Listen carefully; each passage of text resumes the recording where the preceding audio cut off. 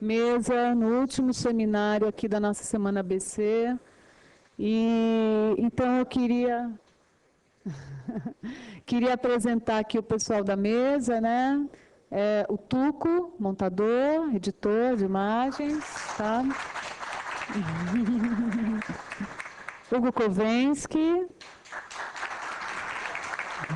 Tá bom aqui, nem falamos nada, já está aplaudindo. O Roberto Reis, finalizador. O Cris Conceição, assistente de câmera. E o Gustavo Pessoa, também assistente de câmera, né, para participar aqui dessa nossa discussão. Então, assim, eu acho que como a gente vai falar das recomendações, eu vou dar uma lidinha, que são curto aqui. É um trabalho que a gente fez em conjunto com a CASP, Associação dos Assistentes de Câmera de São Paulo, com as locadoras de câmera, com a Mega e a Casa Blanca. Porque um tempo atrás ocorreram alguns problemas na utilização desse nossa ferramenta que a gente tem, que é o Timecode. Então, a gente resolveu juntar todo mundo que estava envolvido para ver se a gente conseguia minimizar os problemas, para fazer com que realmente ajudasse e não atrapalhasse. Então, nós editamos algumas recomendações, a gente formou uma comissão, essa comissão ficou de se reunir sempre que fosse preciso. Essas recomendações a gente pode mudar e alterar a hora que a gente quiser. De 6 em 6 meses a gente meio que vai se encontrar e ver se precisa melhorar alguma coisa ou não, modificar alguma coisa. Então, são elas. Primeiro, realizar teste com todos os equipamentos que serão utilizados na filmagem. Câmera, gravador ou gravadores de som, claquete eletrônica e claquete eletrônica. Os testes deverão ser filmados, revelados e telecinados para a checagem completa de todo o processo. Devem ser filmados vários takes, sendo que um deles deverá ter pelo menos 2 minutos. Uma sugestão é filmar uma pessoa falando com uma claquete eletrônica batida no começo e depois colocada funcionando na cena. Na hora de inicializar o timecode nos equipamentos utilizados numa filmagem, câmera, gravador de som e claquete eletrônica, colocar o horário que estiver marcando no relógio, na hora, assim, hora, minuto, segundo, no modo freehand. Colocar no user beats a data do dia no padrão dia, mês e ano. Se for possível, bater a claquete eletrônica ou não, a cada take.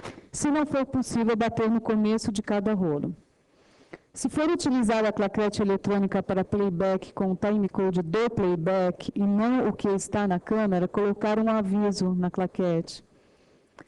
No telecine, deve-se checar mensalmente os parâmetros de configuração do Keylink.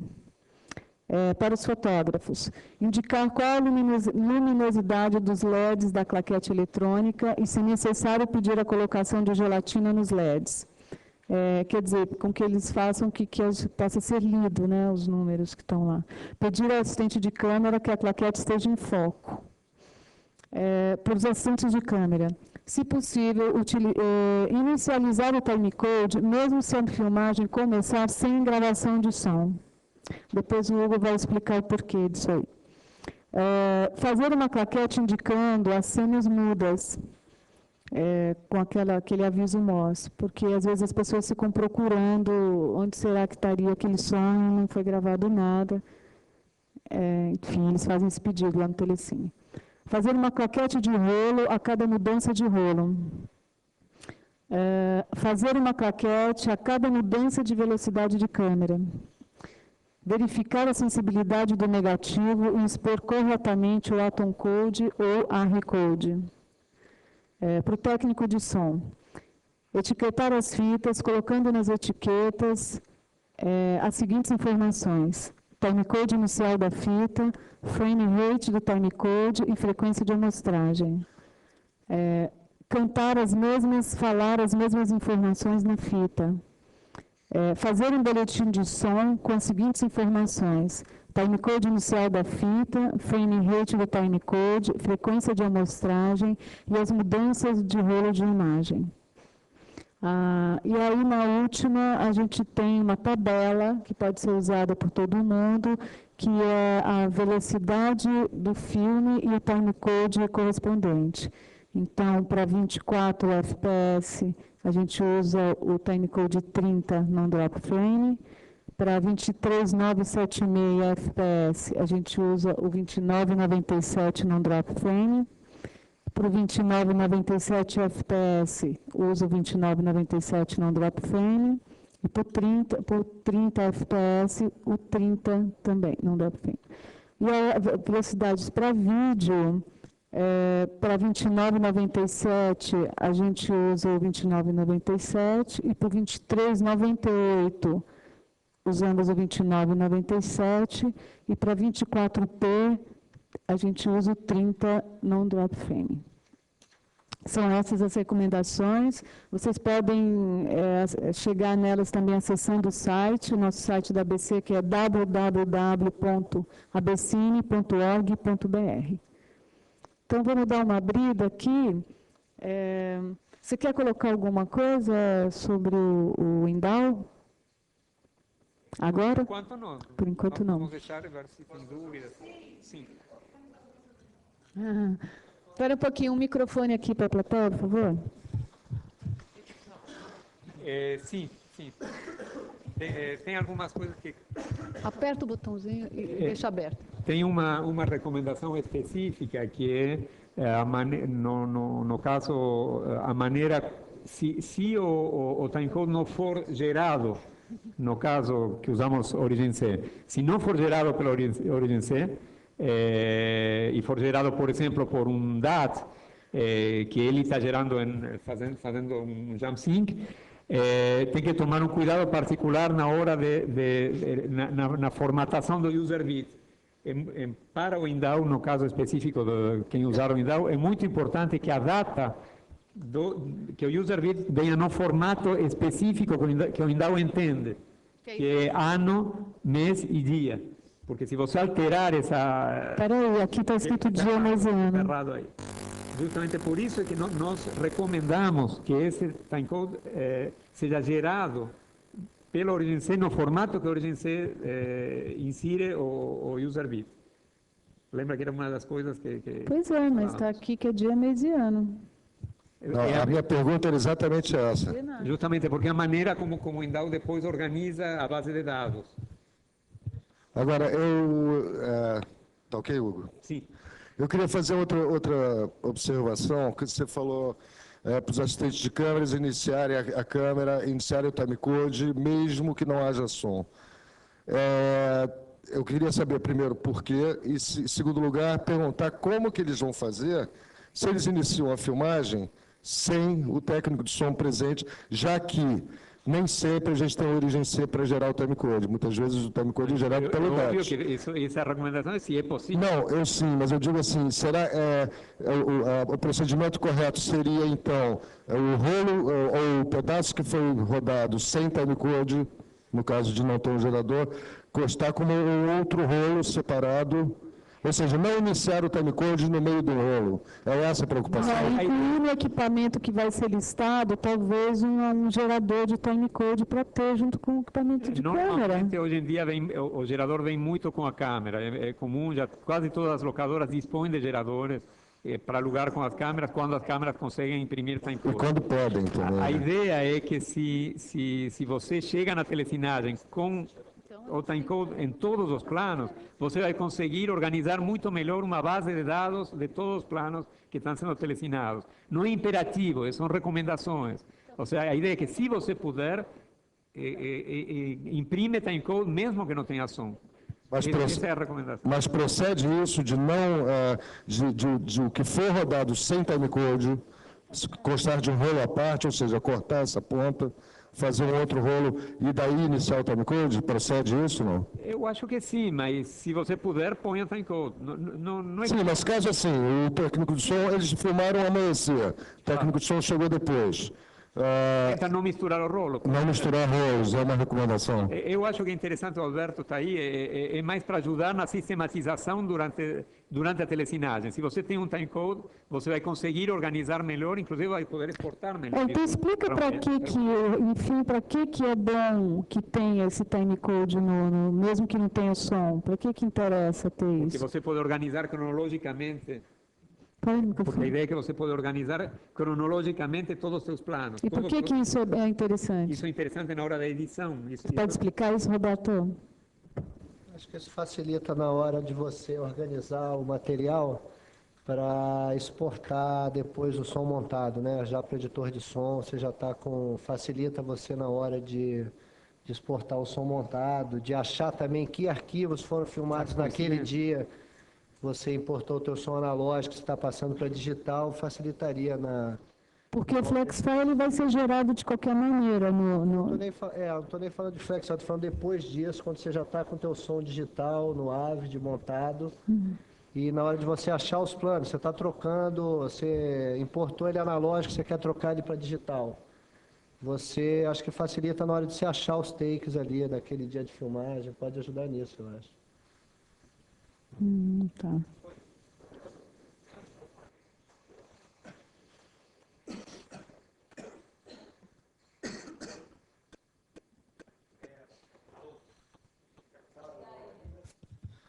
Eu não entendi ainda por que tem que ter timecode se não tem áudio, porque no Telecine, esse timecode que é gerado na câmera é um timecode só para áudio, não é o timecode que vai gerar a fita. O timecode que vai gerar a fita é a partir do punch. Né? Então, assim, para que esse áudio? Que esse timecode do áudio é só para puxar o áudio. Se não tem áudio, para que esse timecode do áudio? Olha só, Arão, o negócio é o seguinte, no caso é para uma questão muito mais processual. Né? Então, o caso é o seguinte, não impede que você não tenha timecode, você consegue terminar seu filme. Mas a grande vantagem disso, cara, é que, na verdade, você tem um processo como um todo. Entendeu? Você sabe, você tem uma conferência em cima disso, porque, afinal de contas, cara, muitas vezes você tem que achar algum plano, alguma determinada coisa, isso serve como uma orientação também. Não, eu concordo, mas olha só, esse timecode que foi criado, né, no Atom, coisa, é para puxar o áudio. O timecode que sai para você achar o plano que vai servir na sua edição, para gerar o FlexFile, é a partir do punch do rolo. Você zera ele O vídeo é outra coisa. Sim, é outra Os dois coisa. coexistem, você exporta os dois. Quando você Mas vai para o ar, você tem uma base de dados muito grande com um monte de dados. Eu sei, mas essa base de dados do timecode para sincar o áudio serve para quê se não tem áudio? Nunca teve nessa cena. Tem áudio antes e tem áudio depois. Então, em termos da organização, é mais que nada uma precaução, como o Bebeto estava falando. Você ganha tempo, eventualmente, depois para organizar tua base de dados de som. É simplesmente isso. A única situação prática que se aplica a essa situação é quando você vai começar um dia de filmagem e a primeira filmagem do dia não tem som. Então, acho que a recomendação diz respeito a inicialize-se a câmera com o timecode, faça-se o GM-Sync na câmera para que essas primeiras filmagens MOS já tenham som. Porque a partir do momento que você inicializou, o timecode está na câmera e não existe plano sem timecode, todos terão timecode. A única situação prática que se aplica é uma filmagem no começo do dia onde ainda não se gravou, não se filmou um take com som. Eu queria fazer 3 comentários aqui. Um é com relação ao user bit, que existem ali 8 dígitos disponíveis e há uma recomendação que acho que precisa ser ainda melhor definida, se o padrão é dia, mês, ano, como a gente sempre fez e aparentemente sempre deu certo, ou se precisa mudar porque o Windows só reconhece ano, mês e dia. Existem mais 2 dígitos disponíveis e eu acho que é conveniente que se utilize esses 2 dígitos para indicar o número da fita, de forma sequencial. Se há uma fita por dia, primeiro dia de filmagem, a gente tem dia 24, 08, 04, fita 01, e no dia seguinte, fita 02. Ou seja, que a programação dos 2 últimos dígitos do user bit seja utilizado para conter a numeração da fita. Eu tenho adotado essa prática, achava que essa era uma prática universal. Como eu não vejo isso incluído nas recomendações, é uma pergunta que eu faço. A última coisa que eu queria questionar é com relação à utilização do timecode para vídeo 24p. Ontem eu fiz uma filmagem com a câmera HD 24p E, coincidentemente, o diretor de fotografia é o Flávio Ferreira, que é uma pessoa que tem pesquisado bastante tecnologia de sistemas de vídeo digitais, e ele me pediu que fizesse um GM5, meu DAT gerando funcionando como master clock, fosse setado para 24 e não para 30, como consta nas recomendações. Então, eu queria perguntar, por que, no caso de filmagem em vídeo digital 24p, setar a 30 e não a 24? Isso saiu do De Blas, que não está aqui. Não está aqui. Porque ele, na realidade, foi ele que sugeriu essa parte do vídeo, do 24. Alguém tem algum comentário a fazer, alguma informação técnica que possa esclarecer essa dúvida? Você tem, Carlos? Câmera digital 24p. Você vai fazer um GM5 para ela. Então, você seta o teu DAT com timecode 30 ou com timecode 24. Eu entendo que se aquela imagem ela vai ser editada e vai ser posteriormente transferida para a película, kinescopada para a película, o timecode deve ser um timecode 24. E estranho que nas recomendações conste para 24p um timecode 30. Mas depois você teve notícia do que aconteceu? Eu tive, a filmagem foi ontem, mas eu... Mas antes disso, não foi a primeira vez?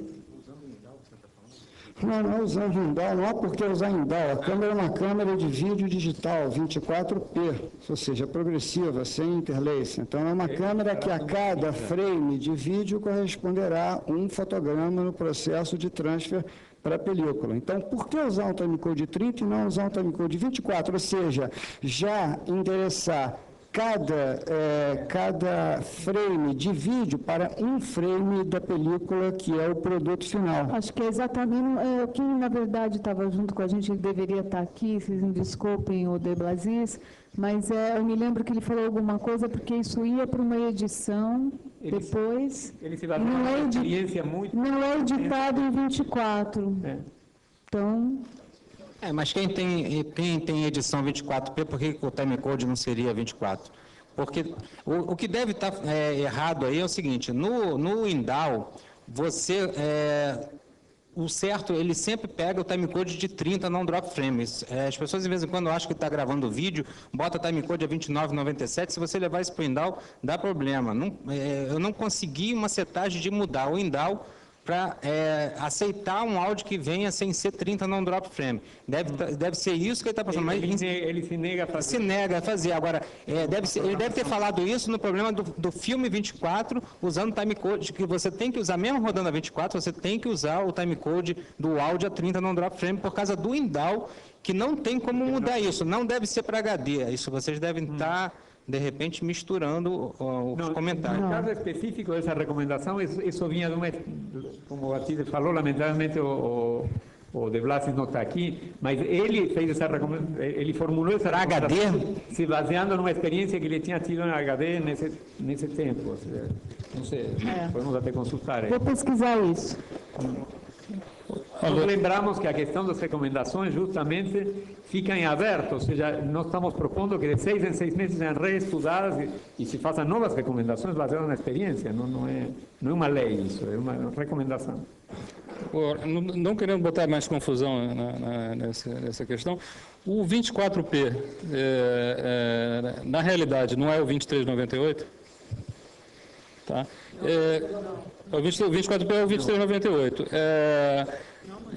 Se não me engano, como é que é o nome lá da Globo? O Celso me lembro de uns 2 anos atrás, ele já recomendando que nas gravações de HD 24p, né, no caso 2398, que eram feitas para a Globo, que o som era feito em 2997, justamente porque a finalização dos programas, eles eram todos feitos...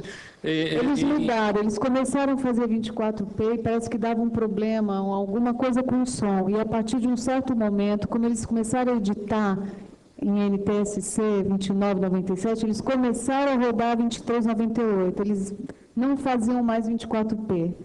Então, quando você faz 2398, você vai usar o timecode 2997. Ou alguém que tem o equipamento 23 98, mas você usa, porque eles vão editar em NTSC. Agora, enfim, não temos agora essa informação, mas parece que na questão do 24P não é o 2997. Olha, até onde eu conheço um pouco disso, o 24P é uma forma simplificada de se falar 2398, né? O 24 é uma coisa e o 24P é 2398. Então, ao se trabalhar em 2398, se adota o 2997 como com certeza, quando você está no 2398... Então, a questão semântica de dizer o 24 é 24 e 24P é 2398. Eu queria depois... É só uma questãozinha. Os sistemas de edição atuais, edição não linear, são todos sistemas baseados no 30 frames. Portanto, se eu filmo em 24 e eu vou editar numa mesa, qualquer que ela seja, Avid, Final Cut, etc., eu vou estar voltando a trabalhar em 30 frames. É por isso que eu tenho que gravar o som em 30 frames, porque para sincronizar, eu vou estar trabalhando imediatamente em 30 frames, depois é que eu vou voltar para o 24. Não, mas a imagem do Telecine não vem a 30, vem na realidade 29,97. A imagem... Não importa. A questão aí é só a antiga questão do pull-down, tá? Pois é. Mas a norma do 30 frames para 24 é universal. Todo mundo trabalha 30 para 24, porque as máquinas de edição são a 30. Não, aí tudo bem, mas o problema é que teu vídeo da Telecine não vem a 30. É que ele está falando que esse material 24P vai ser editado numa a 30. Todas as edições são assim. Bom, eu queria comentar mais em relação a por que essa organização da data. Porque, no caso específico do Indau, como todos são organizados com o princípio de base de dados, se você põe primeiro ano, depois o mês e depois o dia, simplesmente organizando em ordem incremental, você vai ter 2 dias separados. Se você põe no sentido contrário, você não separa por dia. Sabe quando você clica em cima da tua coluna e você organiza por número crescente? Se você mantém a ordem ano, mês e dia, você vai automaticamente organizar todos os seus takes por dia. E se você mistura a ordem, você não vai poder organizar dessa maneira. Você não vai poder aproveitar essa propriedade das bases de dados. É por isso, simplesmente. Então, o Indau tem uma maneira, inclusive, de você editar a data, porque é muito comum que o user read venha invertido. Então, tem uma ferramenta justamente para simplesmente mudar essa ordem. Só que isso leva tempo, o operador do Indau tem que parar e take a take ir mudando. Tem uma ferramenta relativamente útil para isso, mas se você já manda na ordem, automaticamente já vem separado por data. Como? A utilização dos 2 últimos dígitos.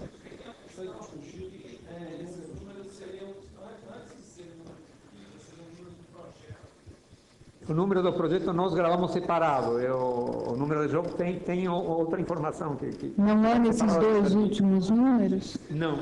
Não. A gente... Não, isso vai no Origin C, mas vai separado. Não vai no user bit. Isso passa com as informações. Lembrem que quando a gente inicializa o Origin C, a gente pode passar mais informações que as que tem no timecode SFE. Justamente por isso foi feito toda a história da comunicação ASCII, porque o timecode, segundo a norma da SMPT, ele tem pouca informação, tem hora, minuto, segundo, e mais 2 números. Mas só o user bit. Então, nós aí justamente... Aí a gente não pode pôr o número do projeto, a gente não pode pôr o número de câmera, a gente não pode pôr uma série de informações que a gente precisa para poder depois organizar isso depois a nível do Kili e do Indau. Então é por isso justamente que no Origin C você entra o resto de informações. Só que quando você comunica só em SMPTE, você não pode passar todo. Você passa só o timecode e a data. Porque você não tem mais espaço. Então, em LTC você passa só timecode e data. Não passa nem número de projeto, não passa tudo a festa.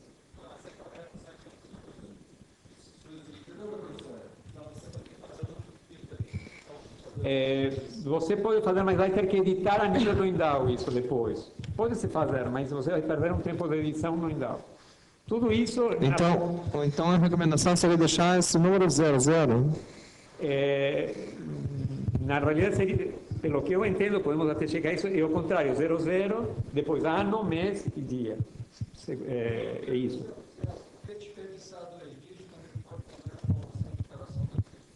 Você pode fazer, mas toma em conta, justamente você pode fazer, mas depois, então, quando entrar no INDAO, você vai ter que tirar essa informação, para poder organizar cronologicamente e separar por dia os files.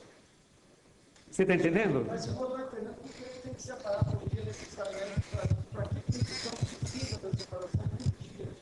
Por que a separação por dia é... Porque na telecinagem você telecina agrupado por dia, porque todo o teu material de telecinagem vem cronologicamente por dia.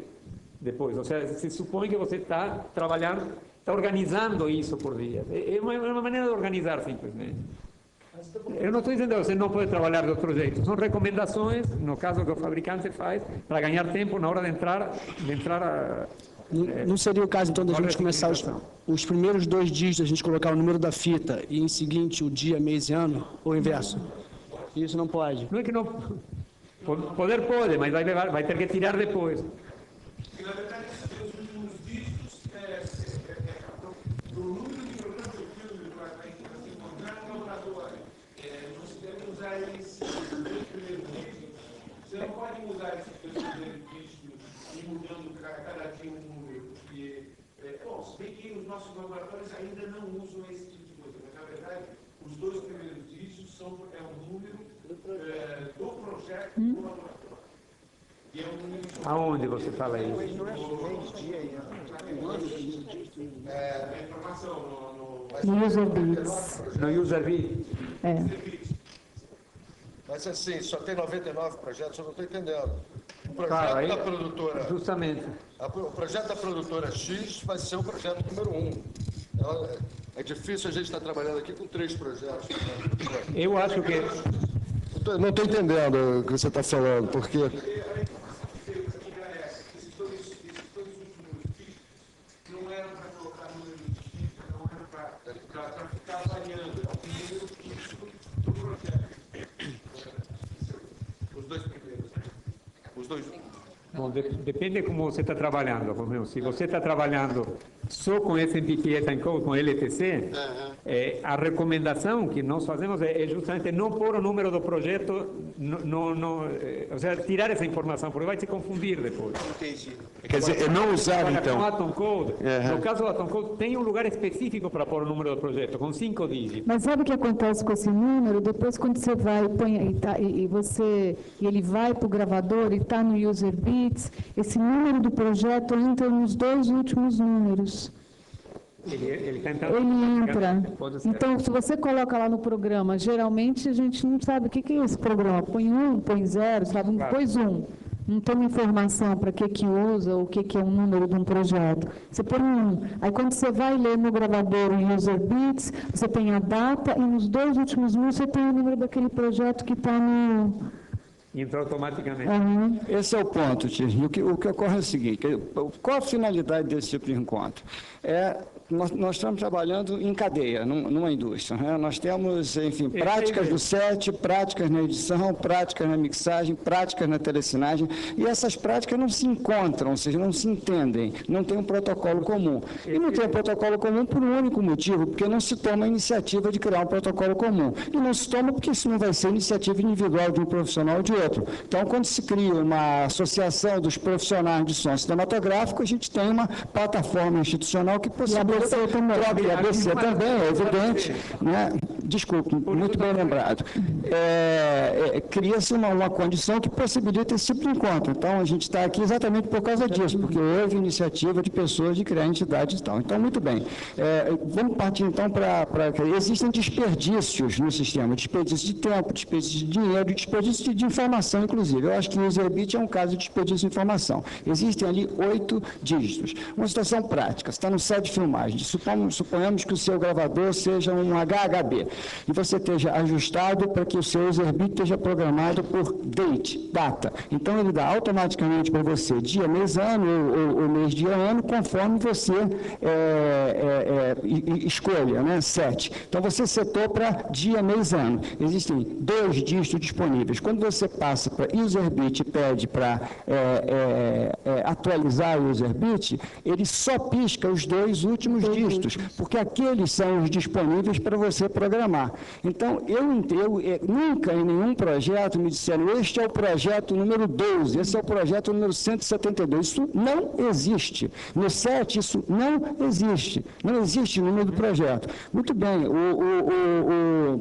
o Origem C tem lá uma programação inicial para você entrar com o número de projeto. Eu sempre coloquei 0, mas quando eu vou setar o userbit, eu uso os 2 últimos dígitos, porque intuitivamente eu acho que é um desperdício deixá-los zerados e coloco o número da fita. E todo dia na o número da fita. O número da fita. Todo dia na inicialização da gravação, eu coloco 01, no dia seguinte é 02, no dia seguinte é 03, porque cada fita é um dia de filmagem. Quer dizer, então, se não existe nada... Quando eu passo para uma segunda fita, essa segunda fita, se é o terceiro dia de filmagem, também será uma fita 03, embora no boletim, na etiqueta dela, ela seja 03A. Né? Mas, enfim, o userbit é 03, porque ela, embora não seja a mesma fita da anterior, ela corresponde àquele dia de filmagem. Então, se não existe nada estabelecido com relação à utilização dos 2 últimos dígitos do userbit, eu estou levantando essa questão, porque se não houver nenhum inconveniente, eu acho que essa é uma maneira útil, produtiva, de se aproveitar os 2 últimos dígitos do userbit. Bom, você pode usar. Eu simplesmente estou te dizendo um pouco qual é a recomendação em relação ao INDAO, porque hoje em dia uma grande parte do material que vocês estão gravando passa pelo INDAO. Então, para o INDAO é útil esse ordenamento que eu falei para vocês nessa ordem, simplesmente. Não é questão de eu poder usar, eu uso o que for conveniente para o conjunto da indústria, quer dizer, é preciso que nós chegamos a um acordo e um entendimento, entendamos as necessidades de cada setor do outro, né? Tá bom. Pode ser, podemos testar essa fórmula e ver o que acontece e se é realmente, se a nível do INDAO funcionar, pode ser que sim. Eu vou poder te dizer se funciona ou não. Hugo, você pode falar por que precisa botar por ordem de ano, dia e mês de novo para poder entender assim? Para que você possa organizar, para que o operador do INDAO possa organizar e fazer uma... Para que seria essa organização? Mas para que dado seria essa organização assim? Porque... O que você faz, Aron, quando chega o material... Não, eu sei, a gente usa, a recomendação da Atom é que esteja o userbit, porque muitas vezes você tem o mesmo timecode em 2 rolos, entendeu? Então você precisa ter o userbit para ele... Por isso tem que separar por dia. Por dia, exatamente, mas assim, não precisa ser exatamente um dia. Se nessa base, em vez de ter dia, ter um elemento que ele precise, que for diferente de cada rolo, também vai funcionar, entendeu? Porque muitas vezes, quando vem com problema de data também, não é que o INDAO não vai fazer. A gente tem a opção de fazer time only em vez de ser time data. E funciona muito bem. Agora, assim, a coisa da data, eu realmente não consegui entender.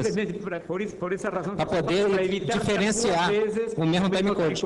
Mas se essa base, esse número que ele está falando, for colocado no lugar da data, pode servir. Aí vocês... Também pode servir. Eu não entendo também, mas de repente vocês podem chegar a um acordo aí.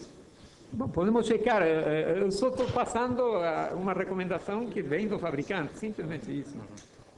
Para evitar isso, ter 2 vezes o mesmo timecode, correspondendo a 2 dias diferentes, está entendendo? Não, mas olha só, ele está falando aqui que ele já faz isso há muito tempo, mas é assim, o que ele faz na externa, nem sempre ele sabe o problema que a gente tem lá dentro, né? Você está querendo que justamente a gente não tenha problema lá dentro do Telecine. Eu concordo, assim, mas pode, de repente, chegar a um acordo de aproveitar o que ele quer sem prejudicar o nosso trabalho. Em relação à questão da data e do número do jogo, no caso de trabalhar com Atom Code, isso é particularmente útil porque esse número é impresso pela câmera, é impresso no negativo. Então, o número do trabalho é muito útil para o laboratório, porque você pega e a olho, você pega 1 metro de filme, você já sabe de que jogo esse filme é. Então, uma das coisas que nós não conseguimos até agora é convencer os laboratórios a que cada laboratório, no caso a Mega, a Casablanca, por exemplo, a Líder, quando começam um projeto, possam atribuir um número de projeto para cada jogo, para cada trabalho, porque isso agiliza muito, realmente, o trabalho interno do laboratório. Não sei se vocês entendem, temos 5 dígitos, a gente poderia dizer, bom, todos os projetos da Casablanca usam, por exemplo, vão do número 1 ao número 500. Todos da Mega começam em 500 e vão até 1000. Todos ali, está entendendo? E cada um dos fornecedores, nesse caso, atribui um número quando começa o longa. Então, no caso de um longa que tem um volume importante, então isso pressupõe que se você pega 1 metro de filme dos 50.000 metros que você rodou, você sabe de que cliente é esse metro e você sabe de que trabalho é esse metro. Então, é muito importante isso para organizar industrialmente o laboratório. Isso é uma prática que nós não conseguimos até agora instalar no Brasil. E estamos jogando fora essa oportunidade, um pouco isso que o Silvio dizia. Se temos essa oportunidade, vamos usar. Temos a possibilidade de usar um recurso, podemos usá-lo, e isso vai ajudar, nesse caso, a que todo mundo jogue menos tempo fora. E menos negativo fora, nesse caso. Então, bom, se tiver alguém, eu não sei se tem alguém da Casa Blanca, da Mega tem, mas seria interessante poder, é muito simples, é só atribuir números, blocos de números para cada um dos fornecedores. E aí cada fornecedor atribui esse número ao cliente. Essa é a ideia. Isso não aparece nas recomendações, porque realmente estamos ainda muito atrasados nesse nível de acordo entre todos nós. Mas vamos ver se na próxima podemos fazer.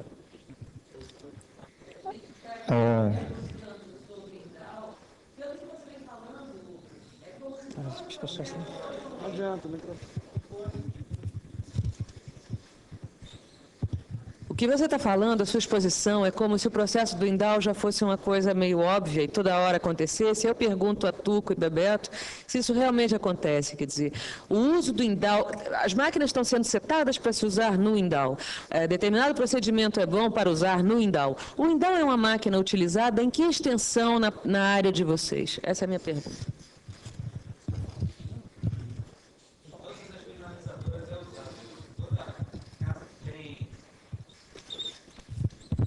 Em todas as casas que tem telecine aqui tem um Indal instalado, então facilita muito a vida de qualquer operador do que ficar editando aí, achando ponto na claquete.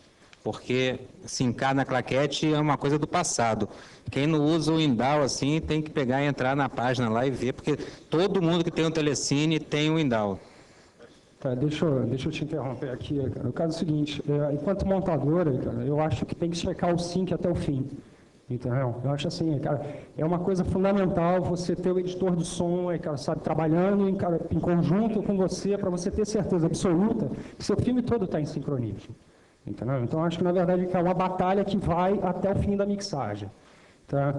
E, assim, a verdade eu acho que a gente tem uma certa deficiência ainda em relação ao Indal aqui, porque, por exemplo, uma situação que tem acontecido muito é levar o som do indoor para o Final Cut, tá? Que está acontecendo muito agora, está começando a se desenvolver isso, e o pessoal tem usado muito um programinha chamado Sebsk Tool, né? Que é para inserir o timecode na... Qual o nome do programa, Tuco?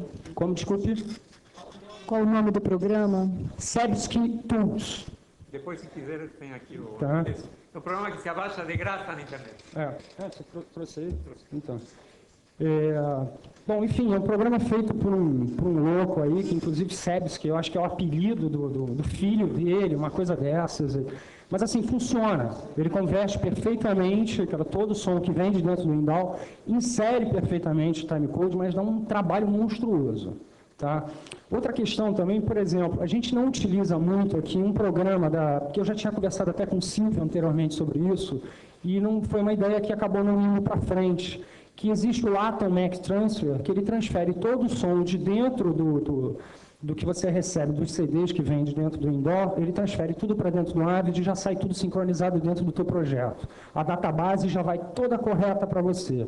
Então, na verdade, assim, eu acho que, por enquanto, a gente tem um problema muito sério, porque a gente está fazendo, as discussões ainda são isso, o nosso trabalho também é muito mais voltado para uma questão corretiva do que preventiva. Eu acho que aqui talvez seja o primeiro passo para a gente começar a resolver esses pequenos problemas. Eu, por exemplo, eu concordo em gênero, número, grau e cor com o Silvio, tem um espaço ali dando sopa, bota informação. Entendeu? Para mim é muito mais rápido só virar a chave para ler o user bit e já saber o número da fita do que ter que tirar o DAS, colocar de novo, nem nada. Se ele tem essa condição ali, por que não usar? E uma série de outras informações também.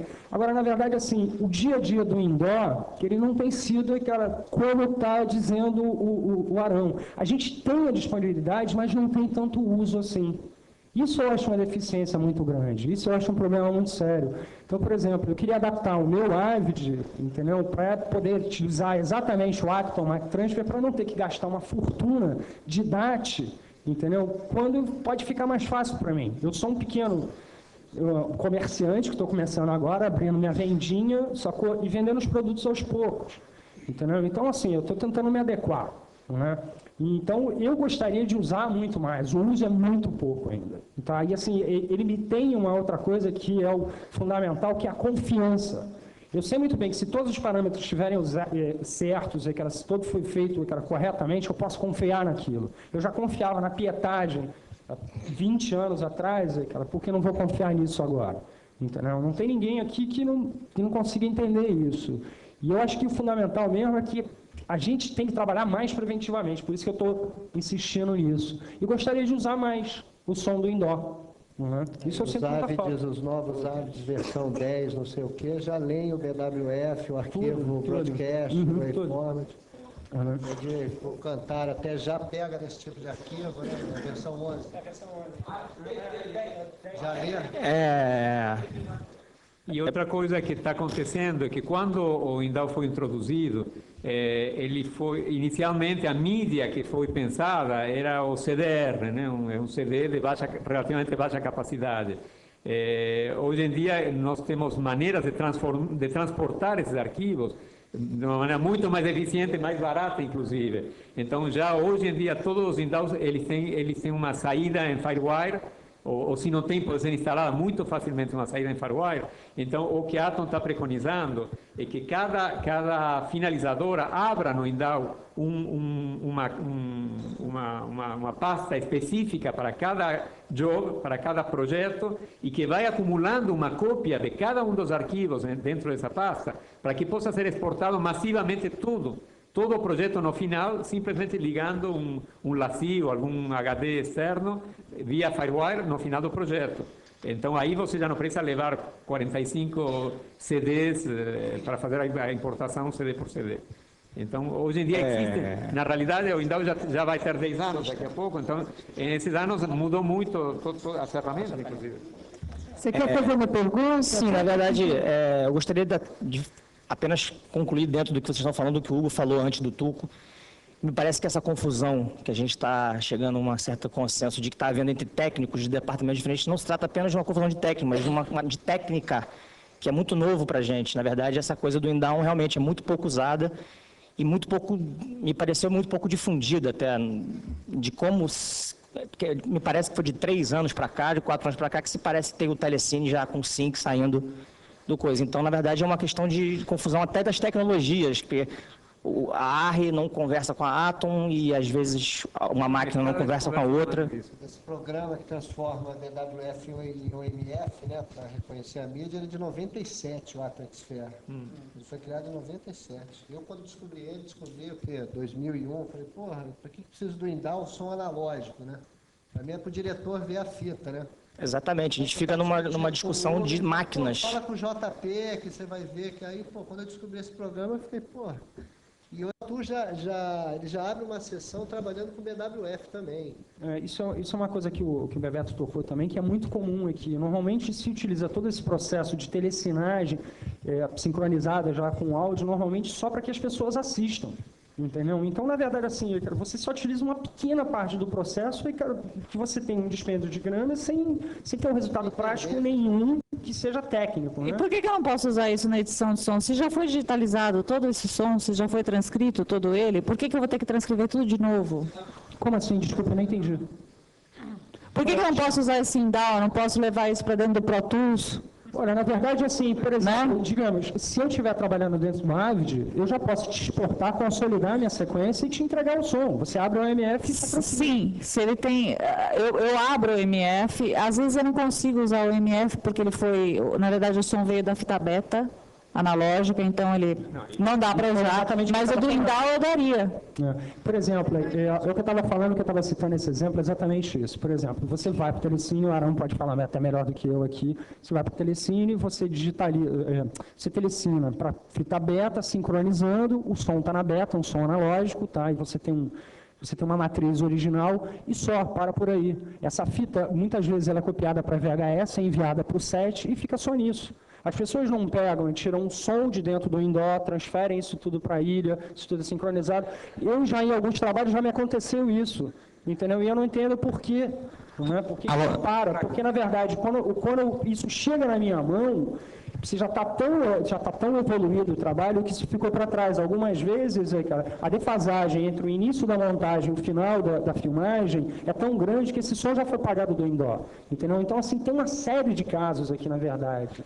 Olha só, antigamente, quando não tinha Indó, vocês gravavam todas essas informações no DAT, tinha o link que você puxava o DAT no Telecine, mas era um processo demorado até mecanicamente, era inviável. E muitas vezes, quando você botava isso na fita beta e levava para a edição, não servia de nada esse áudio porque está análogo. Mas hoje, com o Indó, você grava esse 48 kHz, ou preserva o sinal do jeito que ele foi gravado no hard disk, e você pode usar esse CD ou transferir via FireWire ou via rede para qualquer mídia, né? Entregar para o AVID, o AVID pode usar essa mídia, gerar um AMF ou até mesmo mandar esse CD para o pessoal do Pro Tools recolocar ele de novo.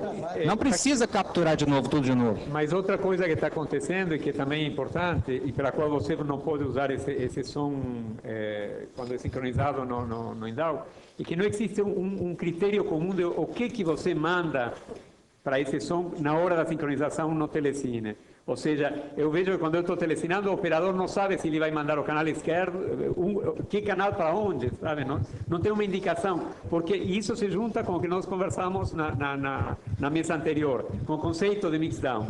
Ainda vocês, os técnicos, não estão trabalhando com o conceito de mixdown, com o conceito de dizer para o editor, essa é a minha proposta de som. Hugo, eu acho que a gente tem uma questão, é muito surpreendente como certas coisas ainda acontecem. Se nós estamos trabalhando até o momento com DAT, quer dizer, como um padrão, e se nós temos eventualmente separação de pistas, ou seja, esquerda e direita no DAT, é evidente que esse material tem que ser transcrito, seja para que mídia for do Telecine, nas pistas separadas. E nós, sim, mas é que você acaba de dizer que alguns operadores não sabem o que fazer com uma pista ou com outra. O operador da finalizadora. Da finalizadora. Claro, o operador do Telecine chega ao DAT. Chega o DAT. E na hora de passar... Eu não estou entendendo. Eu sei, mas... No caso do Cantar, que tem 8 canais, aí realmente vai ter que se fazer um mixdown e aí não vai se servir. Eu sei, mas mesmo hoje em dia, quando... Ou seja, nós podemos, os técnicos de som não precisam mais escrever no boletim, não some pista esquerda e direita, transcreva o canal left para o canal 1 e o canal right para o 2, ou seja, não é preciso mais escrever isso em todas as casas onde existe Indau, os operadores respeitam a separação dos canais. Não tem nem como separar, não tem nem como mixar, gente. Não tem como somar? Não tem como somar.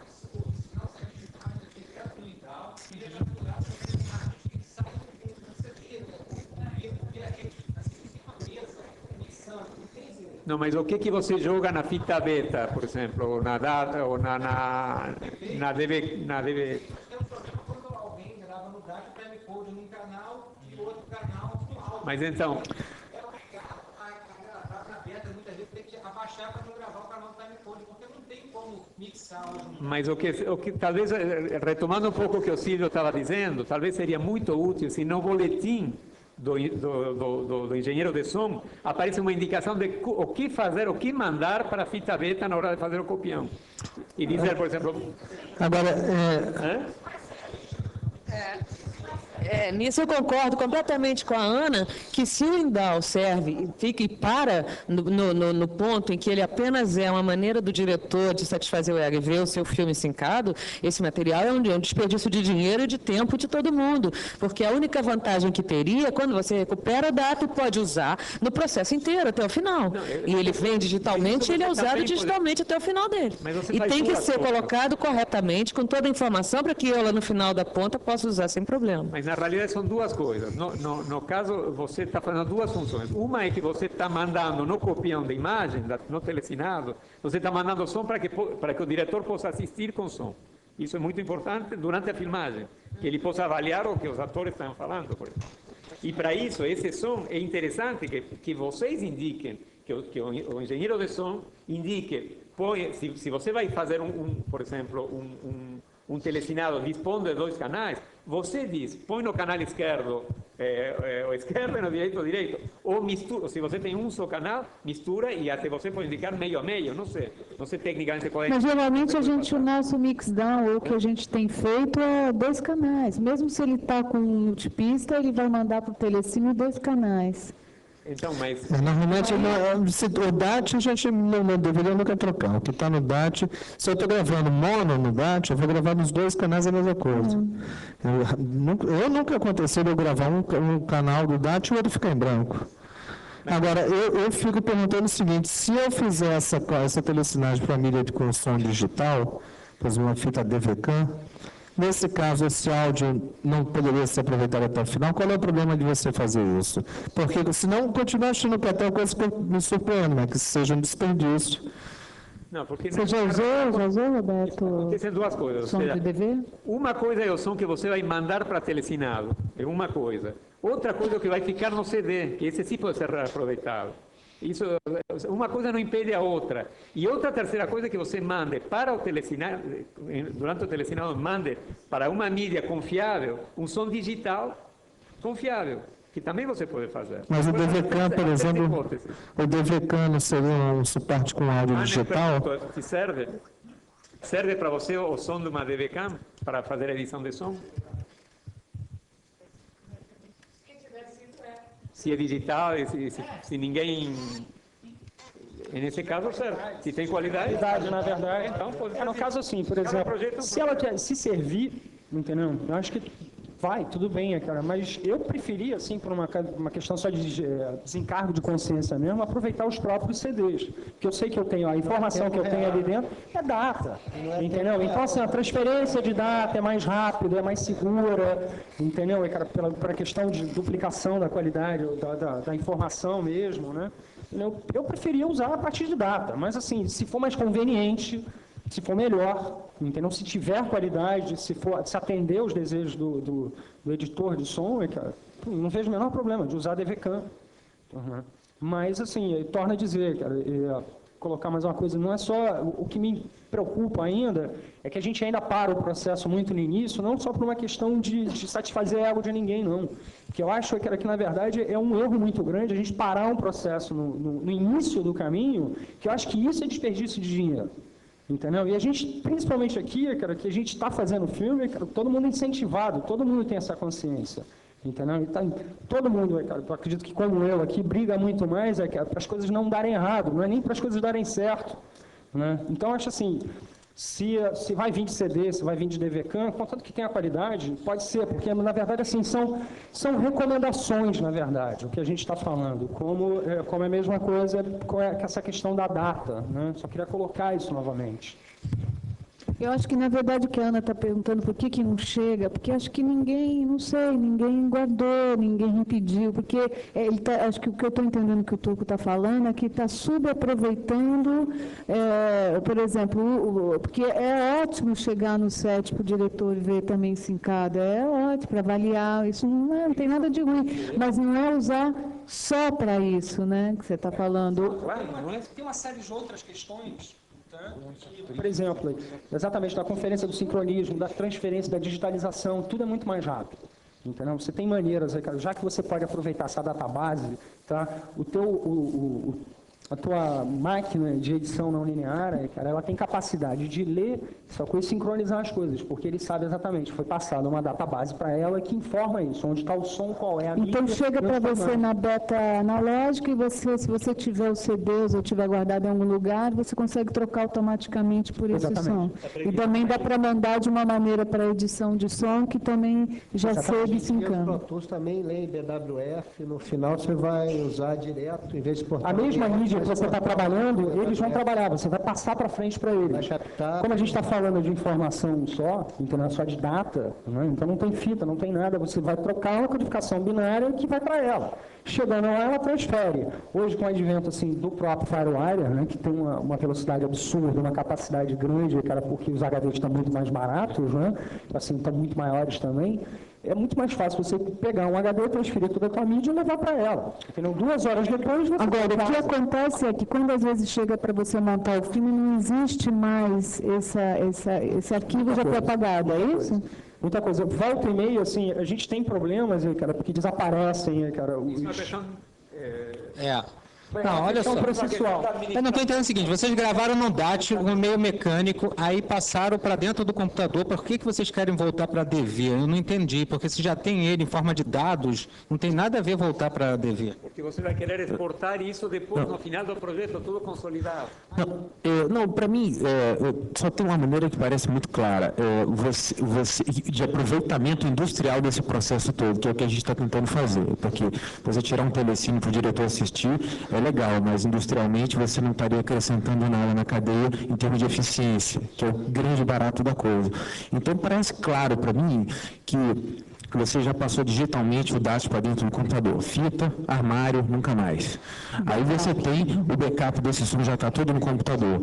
Se você telecina com a fita DVCAM, você vai ter um som fiel, bit a bit, já com pull down, claro, né? Nessa fita, com toda a fidelidade do original. Você vai para o Final Cut ou qualquer outra ele que seja, esse áudio é online. Quando você acaba a montagem, o MF que sai dali sai prontinho para ser usado na edição de som.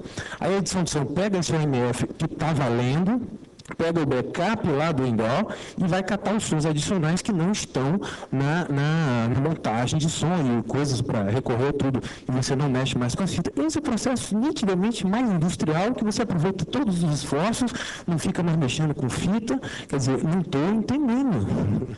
Então, para isso, o que seria interessante justamente é recomendar para as finalizadoras começar a guardar esses arquivos, não fazer o CD e jogar fora depois os arquivos. Não, mas olha só, eu discordo aqui, assim, apesar de eu estar numa finalizadora, eu acho que cada produtor tem que se conscientizar de levar o seu material debaixo do braço como backup e guardar, assim, não é o dever da finalizadora guardar o trabalho de todo mundo que passa ali. Eu acho que ele tem que pegar, assim, o produtor fez o áudio, ele não levou a fita do DAT gravada da externa, por que ele não leva o CDzinho com o áudio dali também? Sabe por que ele não leva? Ele não leva porque ninguém disse para ele que esse recurso existe e que ele deve levar. Quer dizer, ele não leva porque não existe esse protocolo, porque não existem essas recomendações. Se o produtor souber que o Windows não serve só para ele receber uma fita e ver o filme dele, enfim, ver o que ele vai ter que refilmar, ele vai poder utilizar o recurso. Ou seja, essa é a iniciativa que está sendo tomada. Na verdade, assim, a gente está, inclusive, aqui também por causa disso, né? Que assim, seria legal que a gente passasse para frente. No caso da DVCAM, eu só queria dizer assim, cara, que foi uma situação hipotética que apareceu aqui. Né? Na verdade, eu acho que dificilmente alguém vai fazer isso, né? Mas assim, como tu me colocou muito bem até, cara, porque realmente o formato é que no futuro pode ser que a gente passe por essa situação, sim. Entendeu? Então, na verdade, assim, cara, provavelmente, cara, isso pode se tornar fato daqui a pouco, né? Não, na verdade... A questão é o seguinte, cara, eu concordo com o Silvio. O problema maior, é que a gente, cara, volta a tocar nessa tecla mais uma vez, cara, a gente só entra no esquema já muito tardiamente, entendeu? Todo mundo quase, né?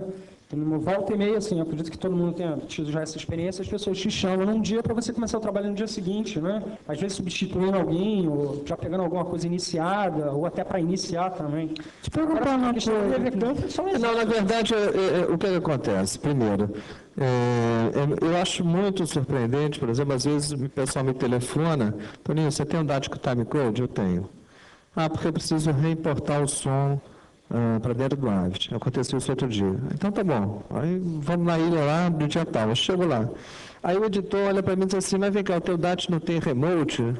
Porque eu preciso que o Avid comande o DAT. Enfim, aí é um processo maluco, eu acho, diante do atual estágio da tecnologia. E também o que aconteceu, por exemplo, eu fiz a longa-metragem Filhos do Vento, em que eu pedi para telecinar para DVCAM. O áudio e a imagem está toda ali na fita digital. Então, eu fico me perguntando, será que isso não pode ser usado? Agora, eu não tinha... Queria perguntar o seguinte, esse CD, que tem essa informação ele é prensado, ele é queimado a cada vez que se telecina, ou ele fica aguardando uma ordem para ser feita com o conjunto do material? Como é que é esse processo?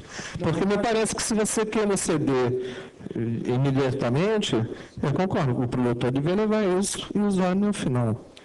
Principalmente assim, se você comprar uma carga gigantesca de CDs, tá? Se você for considerar, se você usa um DAT para cada dia de filmagem, o ideal é que você tenha um CD de backup para cada um desses DATs. Mas esse CD já tem essa informação dos arquivos, do timecode todo? Tem todas as informações relativas, aí, cara, não só o som, quanto a database também.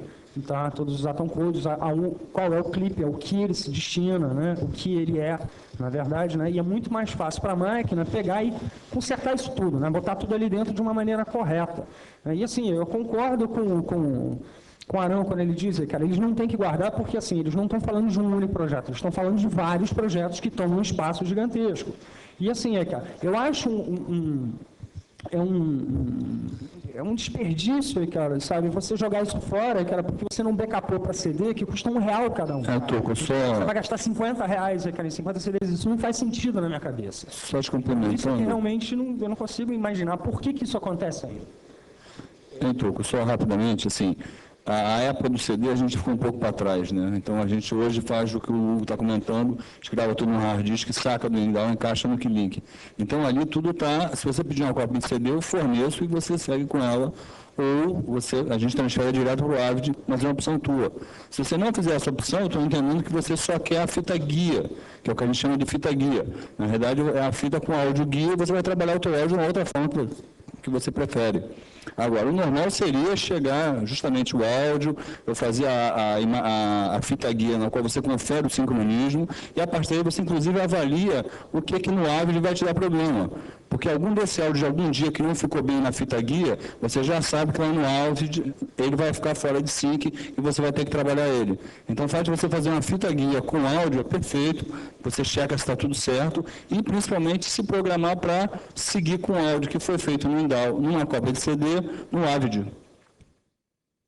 O leitor, que é o Keylink, que vai lendo esse timecode, que está, seja atom code, seja recode, e que por alguma razão ele tem muitos ajustes, tem vários ajustes, e esses ajustes têm que ser respeitados, inclusive têm que ser checados e rechecados periodicamente.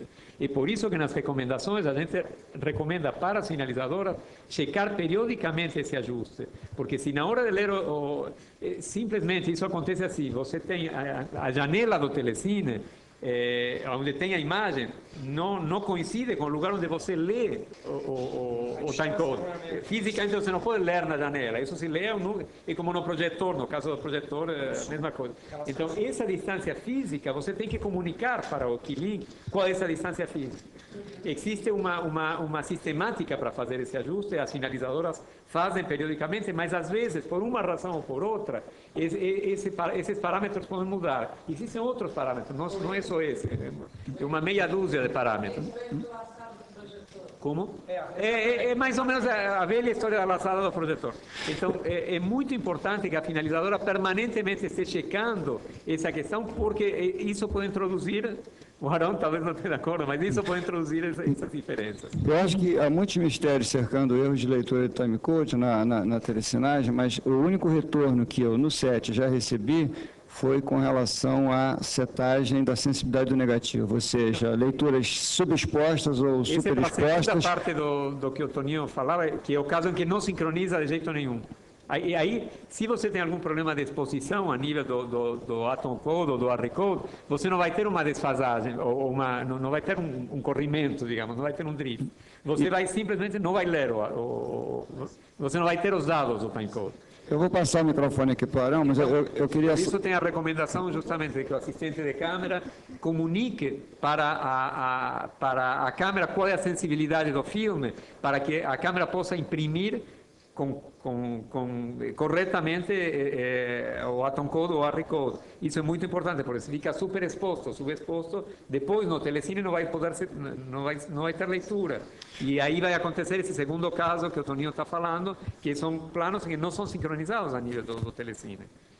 Vou passar o microfone. Bom, depois você me passa. Olha só, esse problema do Indaw, que está muito assim no início, nem todo mundo conhece, como está todo mundo falando, tem dado muito problema, principalmente quando é R-Code, né? Então, mas é por causa da exposição lá, que tem que ver da câmera para queimar o R-Code ou até o Atom Code também, a exposição do negativo, desse key code lá. Do Atom Code, ou R-Code. Mas o problema não é isso. Você gravando, passando do DAT para dentro do Windows, você capturou todo o áudio, independente dele estar com timecode errado ou não da filmagem ou da exposição do Atom Code ou R-Code. Você vai ter todo o áudio dentro do Windows e isso vai sair para você em BWF para qualquer programa de edição. E tá lá, não precisa mais usar o DAT. Agora, se vai sincar ou não, não é um problema assim, que a finalização, quando você falou, pode ter errado, porque não tem onde errar. Isso é um equipamento fechado, entendeu? Não, tem um ajuste, Não, tem um ajuste, não, tem todo um ajuste do Telecine, mas assim, o Telecine que tiver desajustado, você não precisa voltar nessa finalizadora nunca mais, porque é um ajuste simples, entendeu, de fazer, tem filme padrões para isso, é feito e não sai mais como sair. Esse alinhamento é o seguinte, quando você tem a cabeça de leitora do Atom Code aqui, né, e a leitura do CCD é aqui. Então, você calcula quantos frames, quantos quadros tem até ali. Então, esse é ajuste do pull-down também, do Azinho, não sei o que lá. Então, todo esse teste é feito e não tem como fugir, porque isso é parafusado e não tem como andar mais para um lado para o outro, a não ser que você tenha um problema que tem, assim, emendas de filme que balança, não sei o que lá, mas aí não é um problema do equipamento, são de circunstância do negativo. Por exemplo, o delay do corretor de grão, do noise reducer. Não, mas tudo bem, mas para isso você cria, cada finalizadora cria uma setagem para cada situação, e eu acho assim, se o cara não sabe fazer isso, realmente tem que avaliar essa finalizadora. Isso pode justificar justamente esses pequenos drifts de 3, 4 frames. Mas 3, 4 frames é muito erro. Outra coisa também, para que você tenha precisão disso, é necessário, cara, sacou? Porque quando você coloca dentro do rolete no Telecine, cara, você já esteja dentro do enquadramento correto. Você não pode corrigir o enquadramento aqui. Você pode ter uma defasagem de meio quadro. Não, mas 3 segundos, como eles estão falando... No caso é o seguinte, a distância que você tem entre o leitor da imagem, o leitor do keycode, ou o leitor do ar, ou qualquer coisa, só que ela tem que ser informada ali, ela tem que estar correta. Está correto. Só que o carregamento também tem que estar correto. Porque o socket que faz a leitura do TAC mesmo, cara, ele tem que estar certinho. Porque se ele estiver desenquadrado, ele pode dar uma diferença. Não, mas assim, não tem... Então, tem uma série de pequenos detalhes, cara, que podem gerar. Porque a pergunta era, de onde, o que origina isso? Mas normalmente esses 3 frames... Uma série de coisas. Por exemplo, eu já tive várias situações diferentes. Eu sei, mas esses 3 frames que eles estão falando não é um erro de alinhamento. Esse erro daí foi na hora de botar o mesmo timecode de câmera com DAT. Isso acontece toda hora. Eu estou falando do carregamento no Telecine. Mas o carregamento no Telecine... Por exemplo, se você carregar no Telecine, tá, e corrigir o enquadramento dele, cara, pelo colorímetro, você está informando, cara, para o Telecine que aquela distância está certa. E não está, ele está meio quadro fora. Estou falando uma situação hipotética. Entendeu? Não, mas o quadro, você faz o ajuste do enquadramento dentro daquele quadro, que não muda sync nisso. Não é isso que muda. Não é isso, não. Na verdade, assim, cara, o que é que muda? Entendeu? Você sabe me dizer? Eu não sei, tem vários motivos. Pode ser uma série de coisas. Eu nunca vi nenhum. Pode ser setagem, pode ser um problema no DAT, pode ser um problema na transcrição, o cara pode ter alterado, o assistente de cara pode não ter voltado para a velocidade original. Uma série de coisas podem acontecer. Isso acontece. Quando gravam com timecode errado, 29,97 em vez de gravar 30, que aí você tem que recapturar todo mundo no Windows de novo, dando mais 5% do pitch lá, ou menos 5%, para conseguir salvar a filmagem do cara todo, que você não vai pedir para o cara filmar tudo de novo. Saída tem para tudo, assim, mas o Windows, a partir do momento que ele recebe um sinal de timecode no áudio gravado certinho que está com DAT, não tem como errar, assim. Eu queria... deixa eu só... Eu queria fazer uma pergunta aqui para os editores de som, finalizadores aqui presentes. Quais longas-metragens foi usado o Windows sem precisar sincar pela claquete? Tem algum caso? Eu acabei de fazer um. Todos. Não, eu tenho curiosidade, porque eu finalizei 5 longas e todos os editores ou editores de som pediram para enclar pela claquete, e aí o processo não pôde ir porque havia diferença de 3, 4 frames.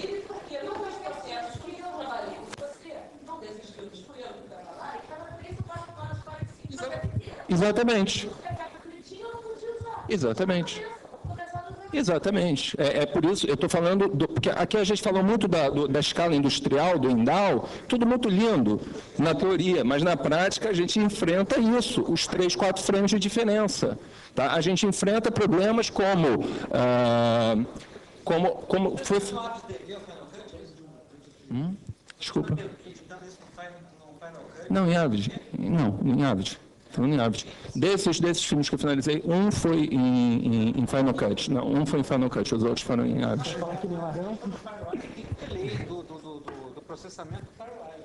E aí é muito difícil você avaliar essa questão de sync via Firewire. Ué, como assim?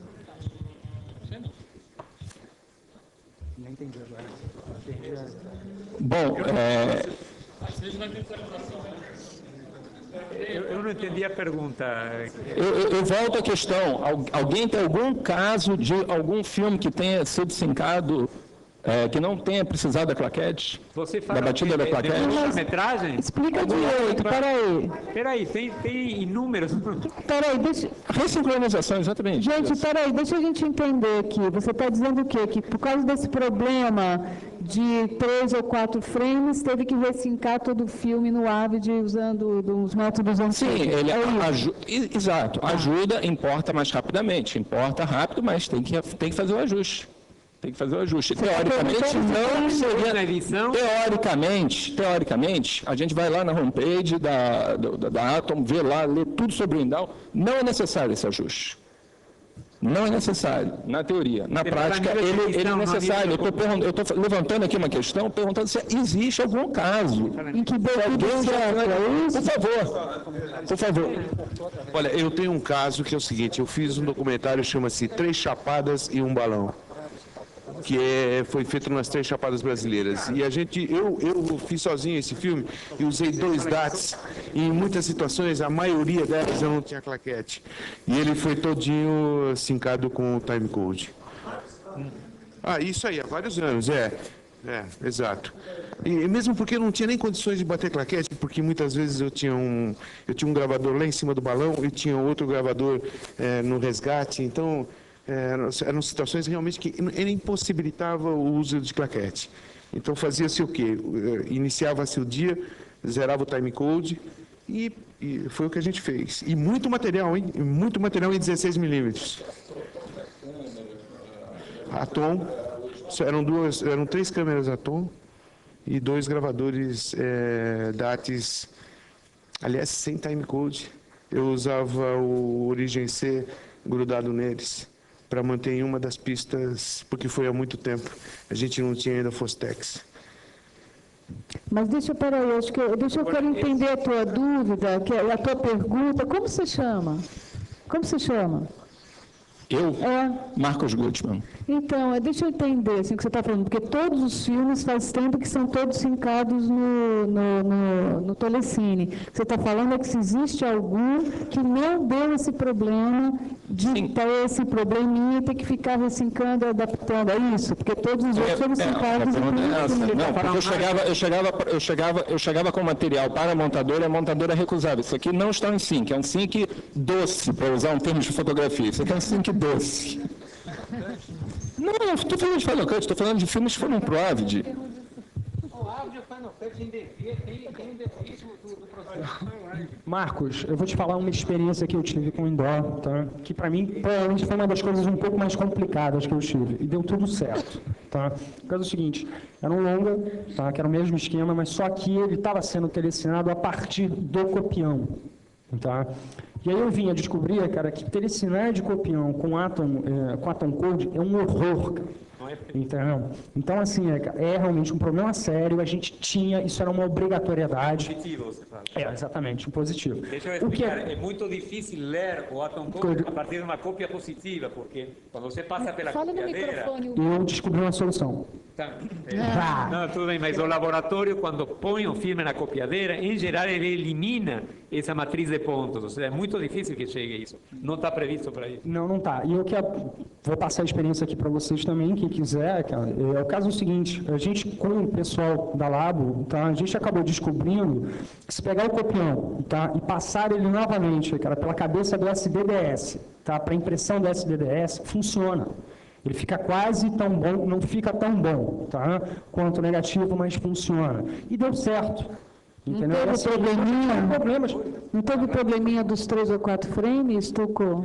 Não teve probleminha de não tive 3 ou 4? Já tive problemas oriundos aí, cara, também, cara, tanto em 16 quanto em 35, a partir do negativo, uma série de coisas. Mas vem cá, você acha que, por exemplo, um teste, começar a fazer testes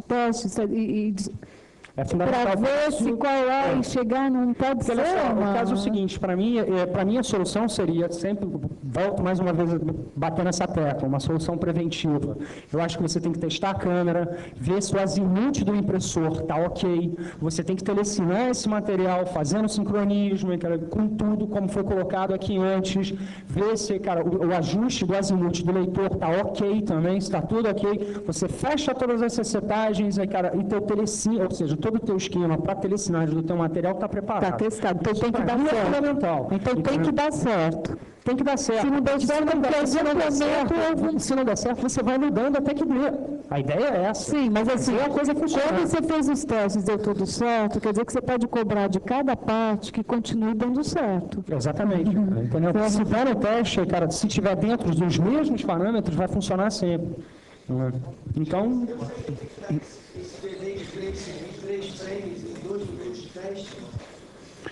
2 minutos de teste, assim, se você estiver tão fora de síncro assim, você detecta de cara, né? Quando bateu, a primeira coisa que você vê, você já vê que está fora de síncro. Se for uma perda de síncro progressiva, entendeu? A partir do minuto e tal, é que você vai começar a perceber realmente. Então, 2 minutos é um tempo seja essa diferença. O ideal seria, cara, isso, você pôr 2 minutos que te dá uma certa garantia. Eu acho que sim, entendeu? Filmou 5, ótimo, lindo, maravilhoso, eu tenho certeza absoluta, entendeu? Porque se não der problema em 2 minutos, vai dar em 5, com certeza, entendeu? Agora, sim, o que eu não posso é ter 10 segundos de teste, entendeu? E achar que vai funcionar em 2 minutos. Aqui, Toco.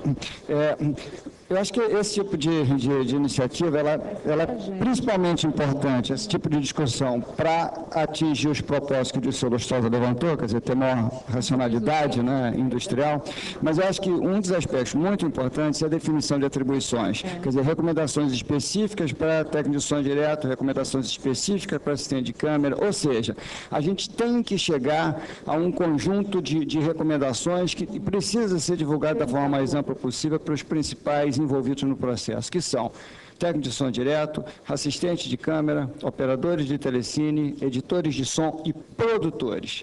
Não é? Quer dizer, porque a questão da definição das funções, das atribuições é muito importante, porque por muito tempo os técnicos de som direto foram os responsáveis pelo timecode, que é uma coisa estranhíssima.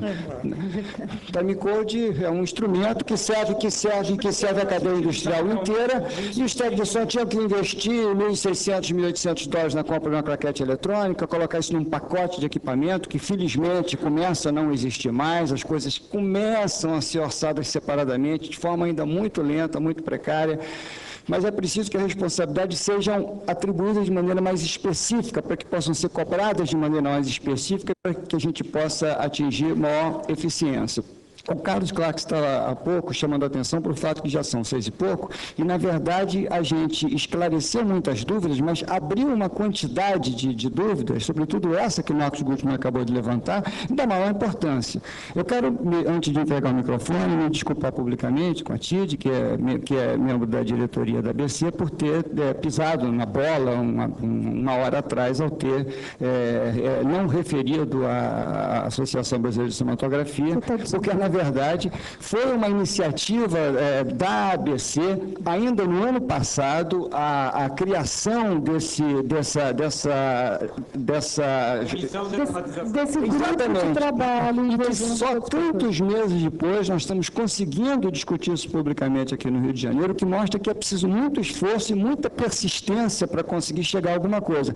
Mas nós não podemos perder de vista que é preciso chegar a alguma coisa concreta, papel que seja distribuído, arquivos que sejam mandados por e-mail, ou seja, é preciso que essas informações que a gente, dessa mesa de hoje, levante as dúvidas que foram suscitadas aqui hoje, as esclareça e que a gente tenha uma data, né, uma meta de agenda para a gente poder consolidar um ou mais documentos que sejam o mais urgentemente possível distribuídos para os principais envolvidos no processo. Esse documento que a Tide leu já está há mais de 6 meses no site da ABC. E a ideia é que seja publicado no site da ABC permanentemente com as possíveis retificações de 6 em 6 meses. É muito pouco colocar no site da ABC. É muitíssimo pouco. Os produtores não entram no site da ABC.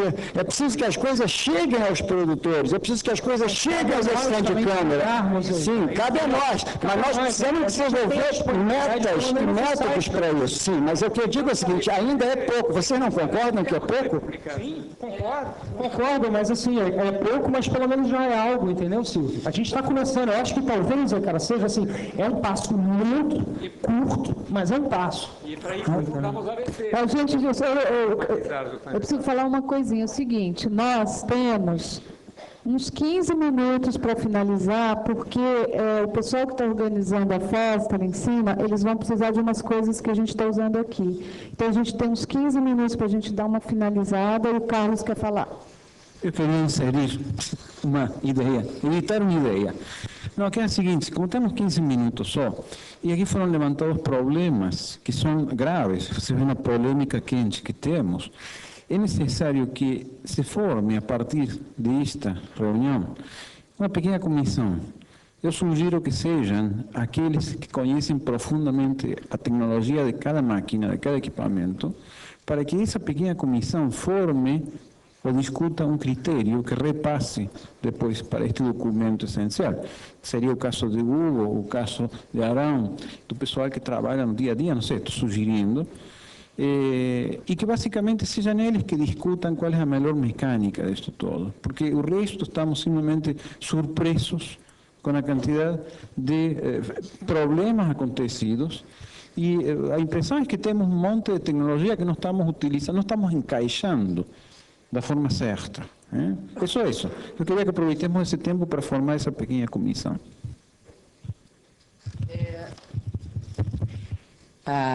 Voltando ao que o Silvio diz, a proposta, a vantagem de se discutir normatização, de se discutir padrão, é que você evita desperdício e racionaliza todo um processo de trabalho que começa no set e acaba na sala de mixagem, né? A intenção de se ter todo mundo junto discutindo, não só áreas específicas isoladas, mas de poder trazer aqui, eu agradeço realmente que tenha vindo o Tuco, tenha vindo o Bebeto, que esteja o Marcos Gutmann, que a gente tenha produtores de finalização, montadores aqui discutindo junto, é porque é o somatório das experiências de cada um em sua área específica que vai permitir que a gente tenha uma visão realmente correta de como as coisas acontecem no mercado, porque só assim a gente vai conseguir diminuir um pouco as distorções.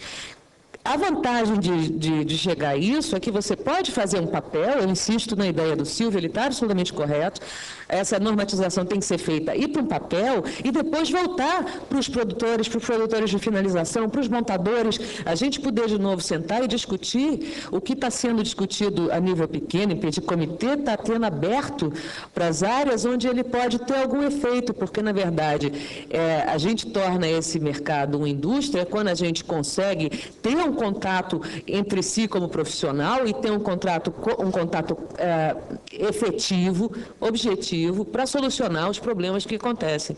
Entendeu? Assim, não adianta discutir à toa, adianta discutir com o sentido de chegar a algum lugar. Totalmente, totalmente com finalidade. Que seja comum. Né? Exatamente. Eu concordo plenamente com isso. Né? Que, na verdade, assim, eu acho que é fundamental, cara, que a gente troque experiências, cara. Uma coisa, cara, que eu não vejo muito mais acontecer, exatamente, eu não estou conseguindo muito encontrar as pessoas, cara, que normalmente, assim, quando a gente se encontra, a gente acaba sempre falando muito de trabalho. Por exemplo, da última vez que eu vi o Carlos, cara, eu não sei se você se lembra, foi no México ainda, e a gente conversou longamente sobre uma série de coisas. E eu não vejo ele já tem o quê? Uns 2 anos, quase. Então, Tuco, mas o que eu quero...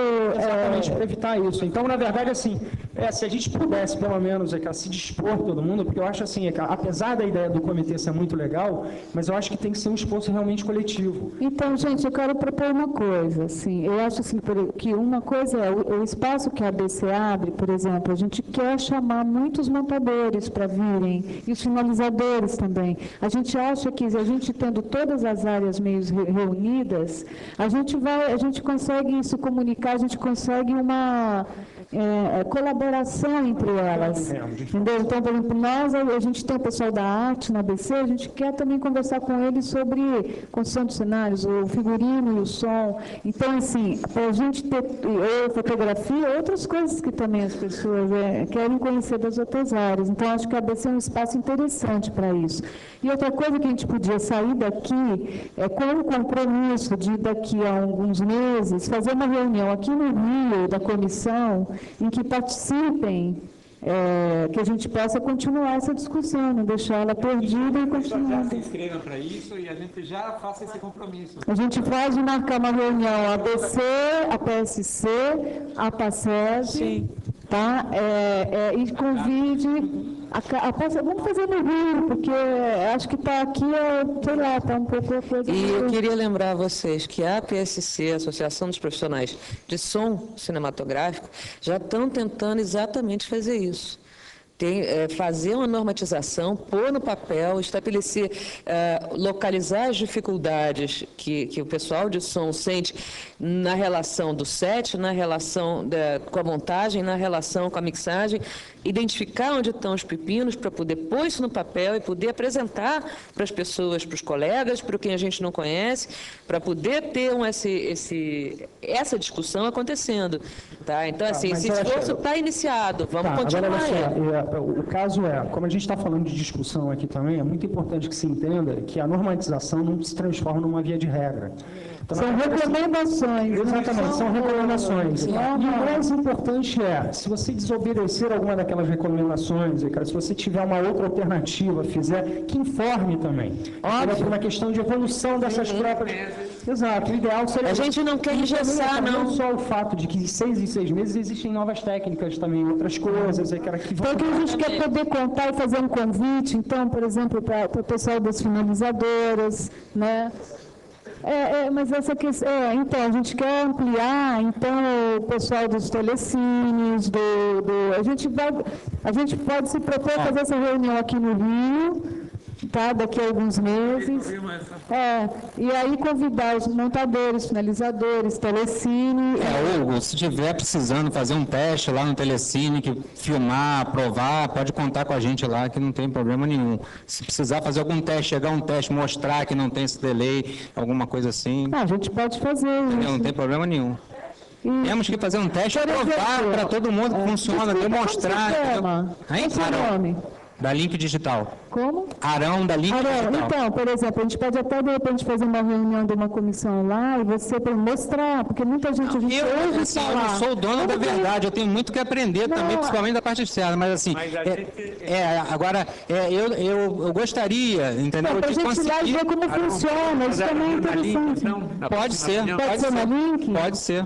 Então a gente se comunica para marcar uma próxima reunião e... Vai mandar, então, quem vai dos técnicos de som do Rio?